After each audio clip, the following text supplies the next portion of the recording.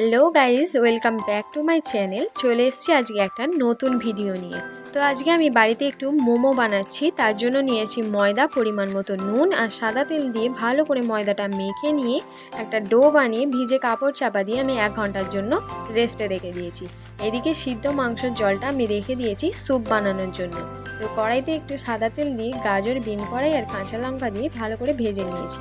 নিয়ে অল্প একটু নুন আর গোলমরিচের গুঁড়ো দিয়ে সিদ্ধ মাংসের জলটা ঢেলে দিয়েছি। ওদিকে আমি সিদ্ধ মাংসটা মিক্সিতে একটু পেস্ট করে নিয়ে কড়াইতে নেড়ে নিয়েছি। আদা রসুন পেস্ট, জিরে গুঁড়ো, ধনে গুঁড়ো আর গরম মশলা দিয়ে আর গোলমরিচের গুঁড়োও দিয়েছি।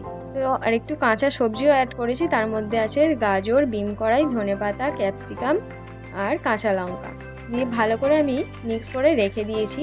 আর যে ময়দাটা আমি 1 ঘন্টার জন্য রেস্টে রেখে দিয়েছিলাম একটু নরম হয়ে যাওয়ার জন্য আমি আরও একবার ময়দাটা মেখে নিলাম।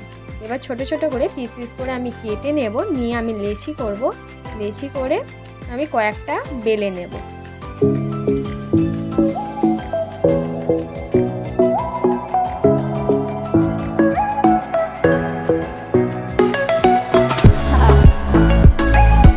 তো আমি কয়েকটা লেচি বেলে নিয়েছি। নেওয়ার পরে যে পুরটা করে রেখেছিলাম এবার অল্প অল্প করে পুর দিয়ে আমি মোমো শেপটা করে নিচ্ছি।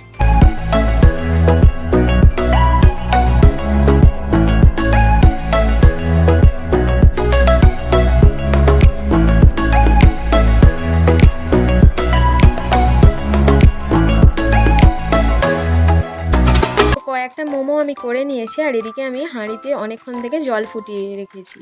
তো এবার সাদা তেল ব্রাশ করে একটা একটা করে মোমো আমি ভাপানোর জন্য দিয়ে দেব। দিয়ে তার উপরে একটু সাদা তেল আমি ব্রাশ করে দেব। দিয়ে 15 থেকে 20 মিনিটের জন্য চাপা দিয়ে আমি রেখে দেব। তো আমার মোমো রেডি।